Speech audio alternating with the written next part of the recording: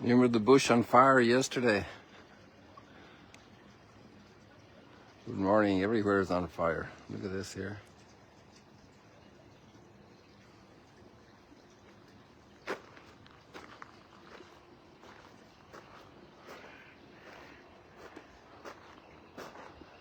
And actually we got some of the definition of that fire today for us. But first of all, let us go back again to Genesis, and the narrative gets dramatic. Dramatic in a personal encounter.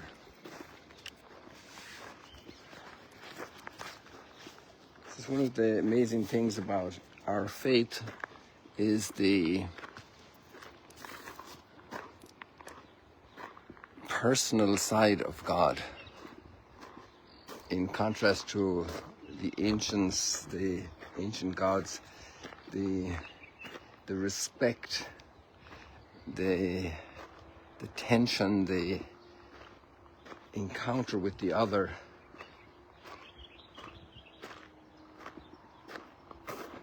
From our perspective now, it's a little bit easier to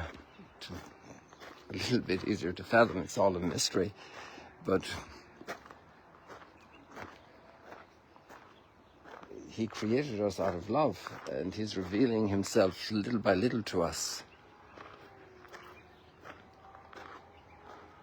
He's a deep mystery beyond all our capacity of understanding.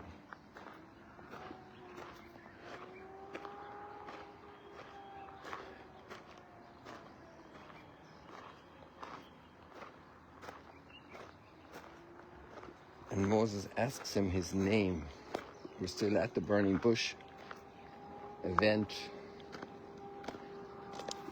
And God is asking him to go to free his people.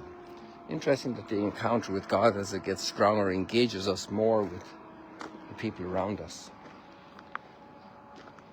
There was that Marxist critique that religion is the opium of the people.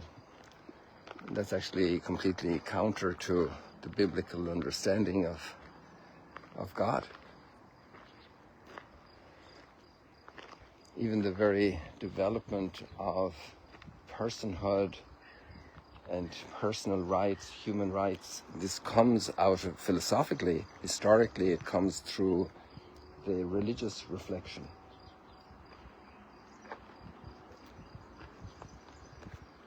The incredible dignity a human being has is measured by the fact that we're in the image and likeness of God.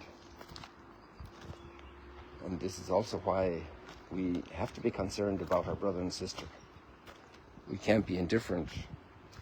A leaf from the tree, okay, it's a leaf from the tree, it will reintegrate into the soil in a hurry. But the image and likeness of God, that's to be treated much more reverently and seriously than the flag of your country, which is very important and needs to be treated with reverence and sincerity and loyalty and joy. It's part of my cultural identity, my political identity. Polis, belonging to this polis, so the flag of my city, of my polity, is important for me. It's representing who I am and who all my people around me are, my family and my extended family, my tribe, my whole nation, and so we respect that. But the being in the image and likeness of God Himself, as far transcends the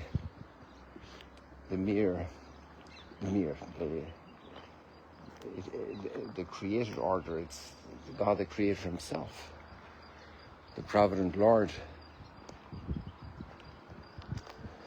whose great mystery envelops us, in whom we live and move and have our being.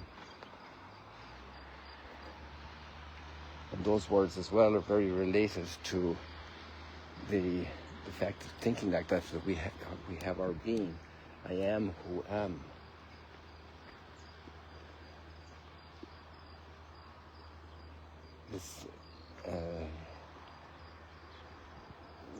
God was not created. I can't say I am who I am. I say I am whom God created me to be. And I don't even know the full extent of my am. I am. It's a mystery. It's in God's domain. Another reason for the depth of respect that I need to have before myself and before others.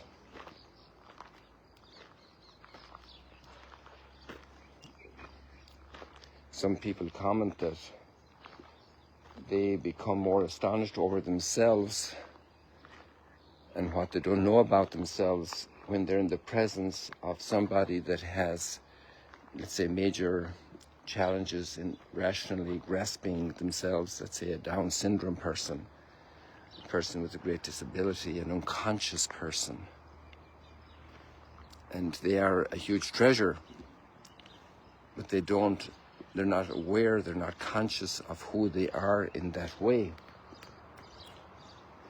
But who knows what mystery of awareness God gives people like this. I remember an ordination in Rome, and a sibling of two priests were ordained that day. Oh no, it was one priest. There were four brothers in that family who were priests. And their Down syndrome brother, who was younger, he came out of that church more radiant than everybody else, for sure. I'm absolutely certain. It's just it impacted me so profoundly watching him coming out of the church. The radiance that beamed from him, and what he understood that day, what he perceived, what God allowed him to perceive. And, you know, eye has not seen, ear has not heard what God has prepared for those who love him. And that's not measured in Coca-Colas and ice creams. That's measured in an extraordinary, we can't even think, we can't imagine. We can't imagine the beauty, the richness, what words do we find for the splendor, the glory. We cannot imagine the richness of our being. And the source of all that being is God, who is not created. We are created.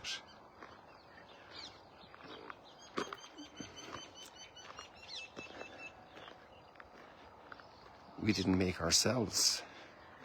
Even parents are mesmerized by their little baby that's born today, yesterday, an hour ago.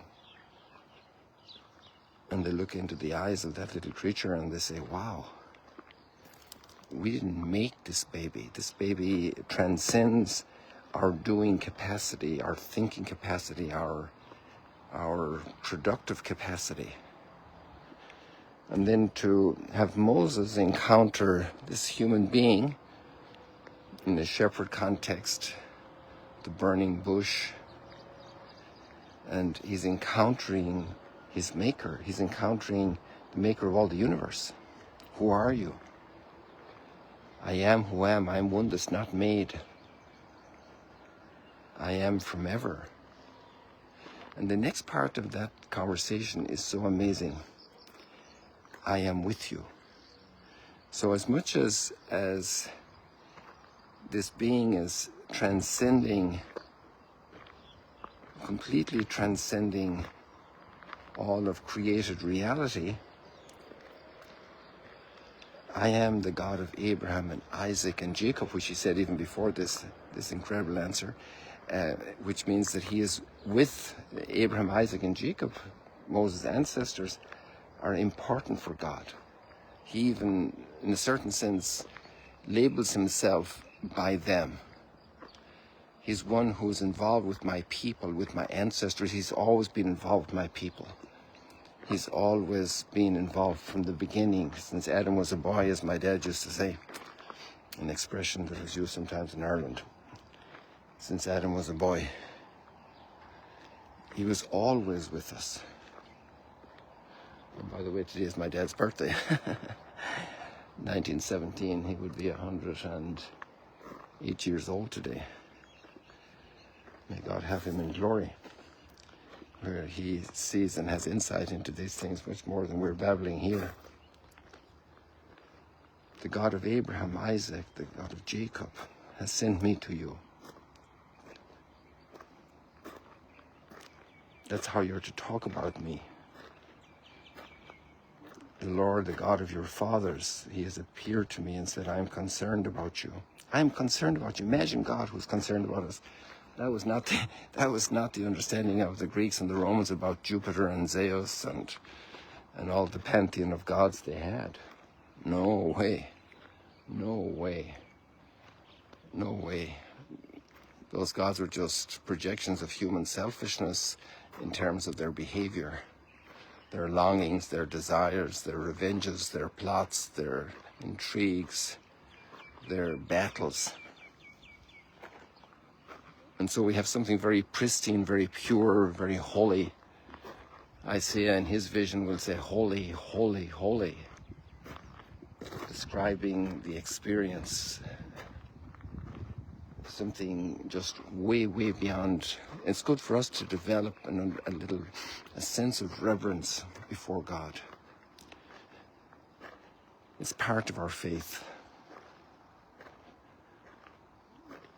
Sometimes people are dismissive of God, rejecting God, and we have a struggle with God, all of us. Not just Jacob wrestling with God. But he's a God who's with us. He hears their pain.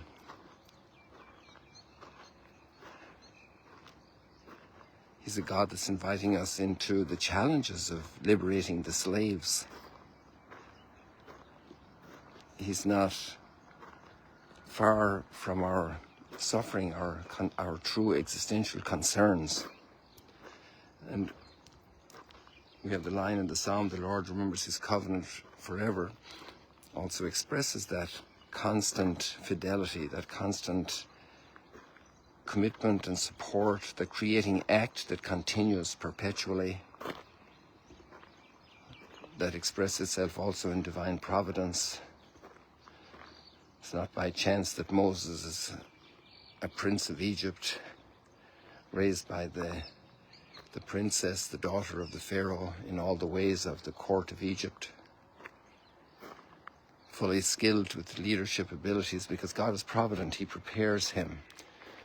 His call to go and liberate his people didn't start with this burning bush. It already was there forever in God's plan, and it was there also in all the preparatory details of his life drawn from the water.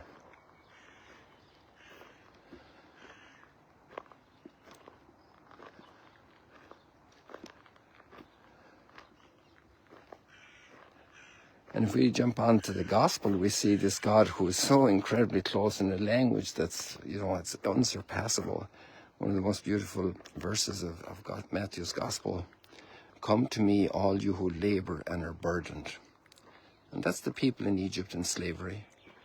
And that's the people today that are crushed by so many burdens in so many ways, wars and violence, forced immigration, human trafficking. Come to me, all who labor and are overburdened and are burdened, and I will give you rest. I am God who is with you. I am who I am, and I am with you. You count on my company. I am not far from you. On the contrary, you wouldn't be were I not holding you in the palm of my hand.